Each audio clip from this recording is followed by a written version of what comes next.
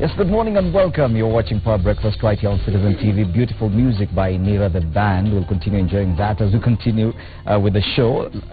Right now it's time to take a look at the headlines, and as I promised, all-female news review panel, this being Wednesday, so hashtag WCW, hashtag Power Breakfast. We have Senator Beatrice Elachi, Majority Senate Whip. Karibu sana, Senator. On my immediate left, we have Daisy Amdani, an analyst, also a member of the National Women's Steering Committee, and Cynthia Mutere, governance analyst, also the chair of the Women's League in Fort Kenya. Thank you for Good morning, ladies. I can see you all smiling, so I'm thinking yesterday must have been a good day. Valentine's Day, everyone is happy. Well, the panel I hosted here yesterday was all men, and they somehow did not understand what the hula baloo was about. Neither do I. Oh, you don't? Really, I don't. I mean, really, one day for love. I mean, if you really love me, you're going to love me every day, you know. So I think there's so much hype about it. I don't give too much attention to that, you know. I think many hearts are broken on Valentine's Day. A lot of expectations, unreasonable expectations. This from experience, because now... Really, Fred? No, not at all. I mean, I've never engaged in those kind of, you know... festivals, because first of all, who decided that this day is the day of love? You know, we just adopt things. Senator, in this day and age where we have a day for everything, a day for washing hands, a World Day for... I have no idea. Even As you, an African? Nothing. I have no idea of those values. Is this just for TV that you're saying this? No. In fact, yesterday, Commander is the one who saw Leshomo with red. It's when I remembered, there was and even Leshomo didn't know. So you can imagine. So it is something that Cynthia. I have two young adult women, so they made sure that I did remember the day. I guess you got to celebrate it. I did celebrate it with family. Nice. So a young grandmother, so we went to Two Rivers. It was launching. Yes, I do support that initiative because I know Chris Kirubi supporting the women fraternity, giving us airtime and airspace, and so that was good. Okay, very beautiful pictures you can see even in the dailies, page 2 and 3 of the Daily Nation. Couples walking in red. This looks like an elderly couple taking a walk in red. That's page 2 of the Daily Nation. We have the two conjoined twins who were separated at the Kenyatta National Hospital last year, also dressed in red. They got their first outing yesterday. Someone proposed from the top of KICC to his girlfriend. The photo is there as well. On page 3, we have this couple who got to, who did a wedding for 100 shillings. Now, yesterday they were treated to a proper wedding worth 3.5 million Kenya shillings. Fantastic. Wow. Beautiful photos. Now, there's also another very interesting photo, and I think it's on page 6 of the Standard. It has to do with Valentine's as well. Yes, and this is an AP officer, the Bomet AP Commandant, Francis Crowley, actually handing out roses to motorists. It's on page 6 of the Standard. You can look at that photo. Rare act as AP offers drivers gifts. Interested? Drive safely, I hope. Yes, of course.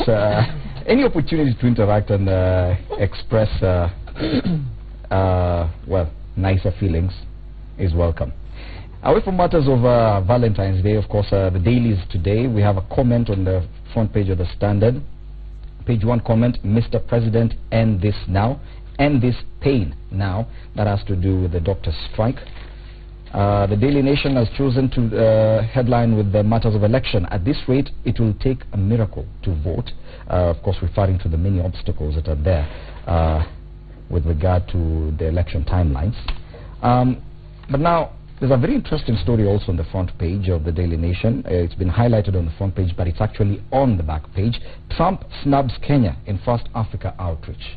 Now, a failure, and this is how the story starts, a failure of Kenyan diplomacy is to blame for President Donald Trump's decision on Monday to make phone calls to the presidents of Nigeria and South Africa, but not Kenya. This is according to a well-placed source in Washington.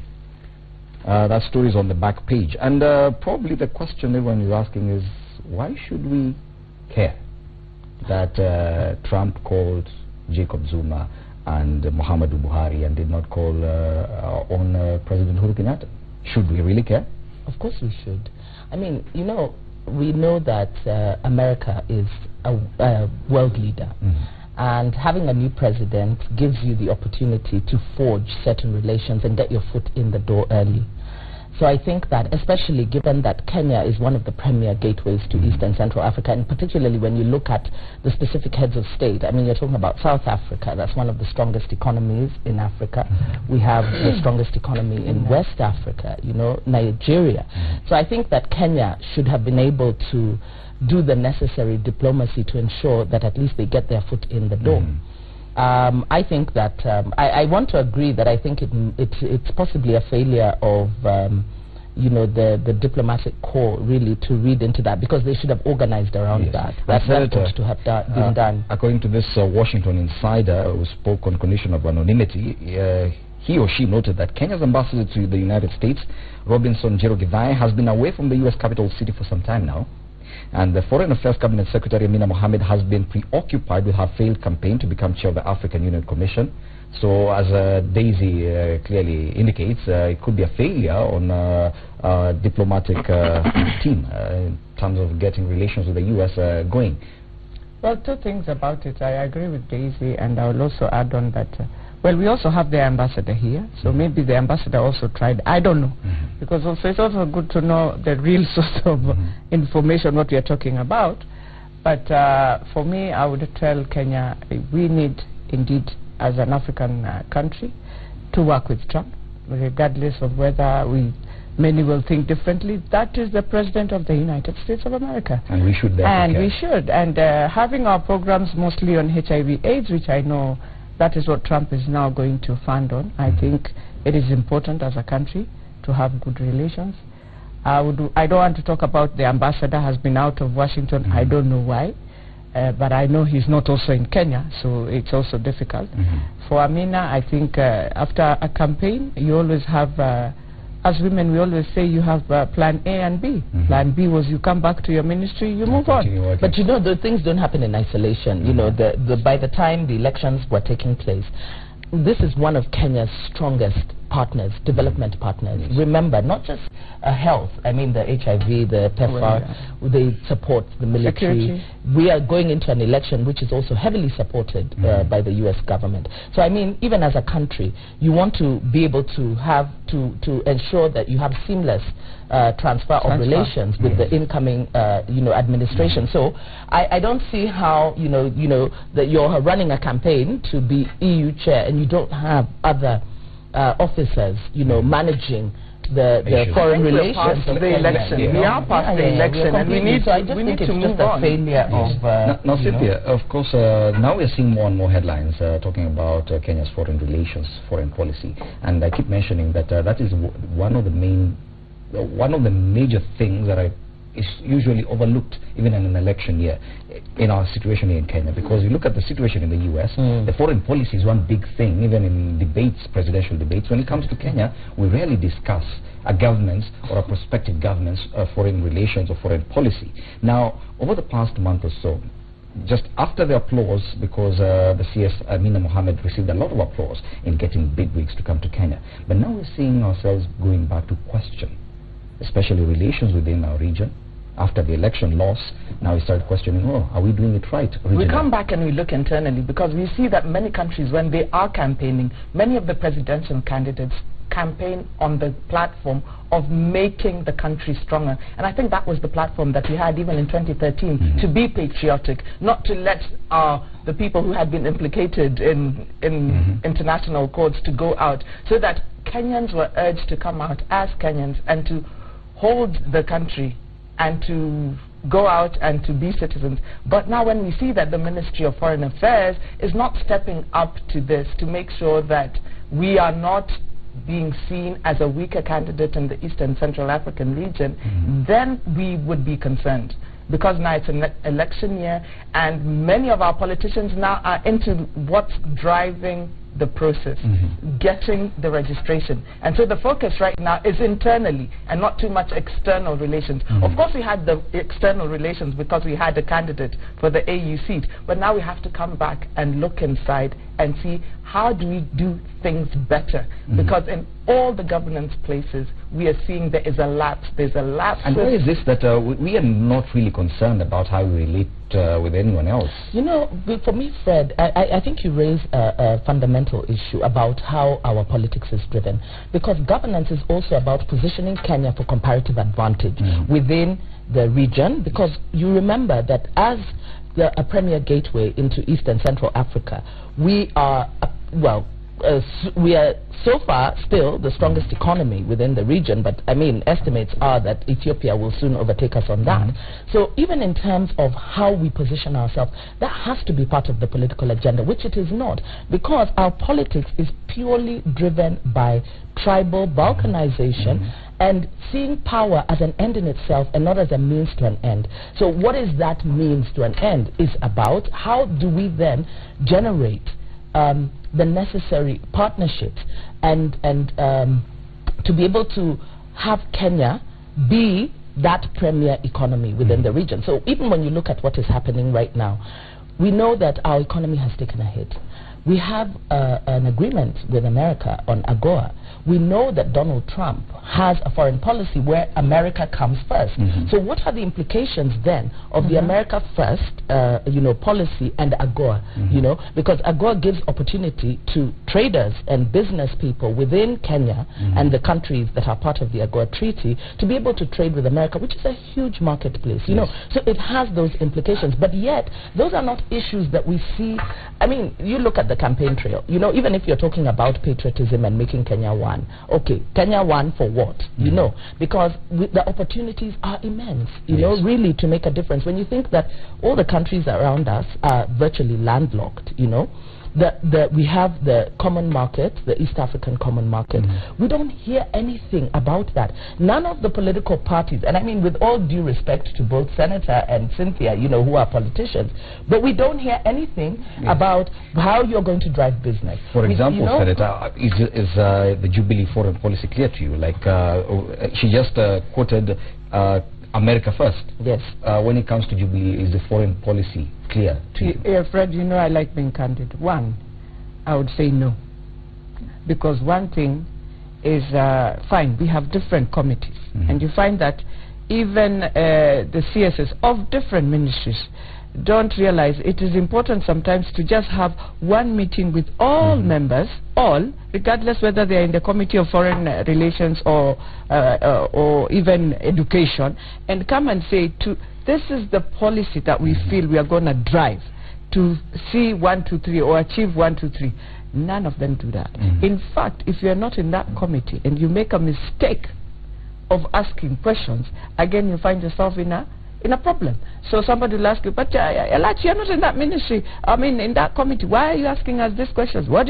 And you realize, okay, because is this no one how understands the foreign... First of all, every Kenyan, and this is something Kenyans must learn, when you are into an institution, you're not there because you're you. You're there to serve Kenyans. You're there for Kenyans to get information. But even without a clear policy, how do you even serve? There is a clear policy. There is a very clear policy, Senator. No, there is a clear foreign policy is there, but Kenya. For me, and I want to repeat, you don't know I don't understand it. Because they have never taken an opportunity to come and say, we have foreign policy number 1, this is how we engage in US. Do you politicians understand that? No.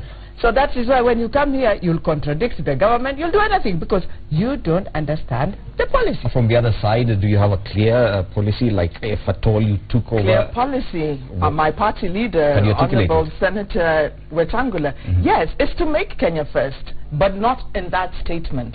But to strengthen, and when you've seen the NASA brigade going around the country, we are looking at strengthening the country first. And you need to strike a balance between foreign relations and internal democracy. How do you then gain confidence from foreign partners to do business with you? You're talking about trade relations and all the macroeconomics involved in doing business with foreign relations, but you need to strengthen the country first. And so those are the internal things. Strengthen the country first? And that's what the politicians go out to say, that we want to... Well, unfortunately, we never get to hear about that particular discussion, that probably NASA is working on making Kenya, strengthening Kenya first. Even the Jubilee... but for me, the other thing that Kenyans, and I've always said here, the many things we do and assume when we are doing our WhatsApp, the way we engage other presidents on our phones, abuse them. that foreign relation starts from there. When you abuse, for example, not even Jacob Zuma, let me just go to Uganda. Yes. You abuse Ugandans, you abuse Museveni has now brought sugar. Don't forget, there will be a time it affects the relationship. It will affect you without you knowing. Okay. So also, as a country, we must start also having that relationship with Magufuli, whether he's tough in Tanzania. I saw again the other day, we just started on Magufuli that he has jailed someone who abused him. It is none of Kenyans' business. It is Tanzanians to start thinking within their parliament how they can do to ensure those things don't happen. Kenyans are looking for best practices. Kenyans, and if we can borrow from if we start again abusing, it comes back. It eats us. And we forget our Kenyans are the ones who are full there looking for jobs. So there are some of these relationships that we must maintain. As much as a country is going wrong, then there is that diplomacy where we can send and say, for this, we are in the East African IALA Parliament. We can argue within that parliament that we cannot be one parliament and we see one country. But engaging it on our phones has really also a very, very dangerous impact. It is a very interesting because discussion. That's what many people said in Addis, and that's what Amina went through. As we move towards the election, I think the foreign policy and foreign relations from both sides of the political divide needs to be one of those things that is really spoken about, because we need to understand these things. Kenyans are worried. Migingo is a problem. If we're making Kenya first, who's handling that? Anyway, let's move on to other headlines for now, because that one, well, I guess it's beyond. No, I'll just give a very interesting scenario. We went to Moyale just the other day as a committee on cohesion. We were just looking at how what is happening in Moyale, in Marsabit, in Isiolo, and cattle rustling and all that. So we decided, let's see the border and just enter Ethiopia, the Kenyan way. Too fast, without thinking this is another country or just about. So some of them just went and they thought you just drive in. By the time they were just finishing 100 steps, Ethiopian had already captured them. And I said, yeah, Kenyans, you are too fast in some of these things. And that's why we need to put a budget on security to secure our borders. It is not even security. It is follow the process. These are porous border routes that even our parliamentarians are using, whereas they can be a border route that is official. And so that you would know that you're now crossing over into another country. Okay, let me finish. Let me finish. Kenyan attitude and Kenyan culture. Attitude. And that is what I want us to change. Without putting in politics or everything. I want to say to Kenya, our attitude of ignoring that it is important to appreciate. The border is a big border in Moyale, a fantastic border. Keep the rule of law even with the leaders. Good. But it's not even the leaders, it's just Kenyans. You know the way we move. Okay. Attitude. Change our attitude. And when you talk about attitude, yesterday was supposed to be the last day for voter registration. I tell you. And as expected, everyone showed up. The queues around Nairobi were much longer than what you've seen. Okiya Omtata went to court and actually got a 2-day extension. So voter registration continues today and tomorrow. And funny enough, I had one of my colleagues who is yet to register as a voter, was about to go yesterday. But when the 2 days, he's not even going today. Imagine. He'll wait until tomorrow. Until tomorrow. I want to say that Okiya Omtata is really frustrated because he comes from a border country. He comes from Tessa South.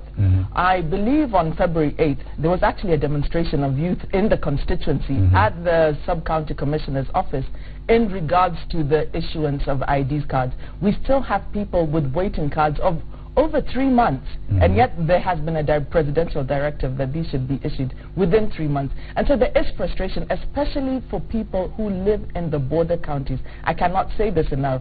Coming from Budalange, coming from Funyula, especially when families straddle the borders, there has been a problem. Because the vetting process is much more steeper than you would find in other areas, and therefore it was incumbent for at least someone who is interested in the electoral process, and I know of course Okiya Omtata is an activist, but he's going to be running for the Busia senatorial seat on a Ford Kenya ticket. So he's trying to get his votes. Yes, we were there as a Ford Kenya brigade trying to encourage people to register, but they can't register with a waiting card. But the issue of getting IDs does not just have to be an issue when it comes to voter registration. You know, for me, I think this is one of the biggest frustrations that I have, that as a country, we actually foster institutional ineptitude. You find that as a country, we have known since 2013 that we're going to have an election in August of 2017. That one, I mean, it was set. It's set. The Constitution had everyone knew about set the timeline. So you would imagine that all the necessary institutions would have put everything in place. Now, the issue of ID cards have been contentious for a very long time, you know, and particularly some of the issues that Cynthia has raised with the border communities, you know, because we have, you know, the cross-border people walking in and out and the vetting process.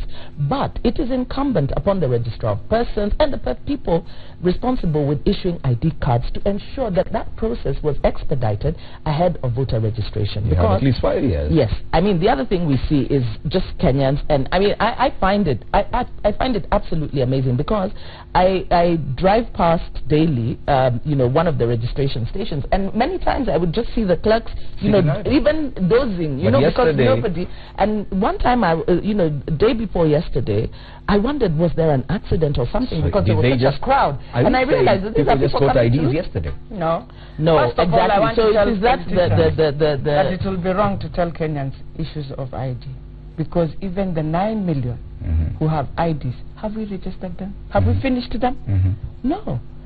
When we are talking about, when I look at my western region, I feel sad, because there are many young people with IDs. Who already have IDs. Even one was saying, I was just seated here. Just seated here, I realized, oh, okay, so let me just go and pick. Now, with that attitude, you even ask yourself, and I want to tell politicians, fine, you have forced them to come out. So does it mean on the 8th, you'll be walking in every house, possibly, to mobilize people? Because they will be wondering, you forced me to get this idea. I didn't go there myself. You forced me. You even gave me another 2 days. So what I want to tell Kenyans, since in the law we have not forced people that it is a must, you must have a voter's card, and it is a must, you must vote. Until we put in that law, the way Australian has done, it is very difficult to sensitize Kenyans. No, you can't legislate attitude, but on the issue of ID cards, I mean, we need but to we used to get them in school. So I don't understand why students have left school. They are at the age of 18, and you know that they did not walk out with their IDs. What I want to tell the persons of registration, kindly, let's go back to a program where after Form 4, those who are 18, citizens are looking upon legislators to legislate. But at the same time, that's what they sought to do the last time, you know, to have a constitution. We don't need Ladies, let's take a break. When we come back, we'll continue discussing more about the election laws. There are tough new rules, ladies. There are tough new rules for aspirants. There are tough new rules for aspirants. Some of you are here on this table. We'll discuss that, but that when Power Breakfast returns.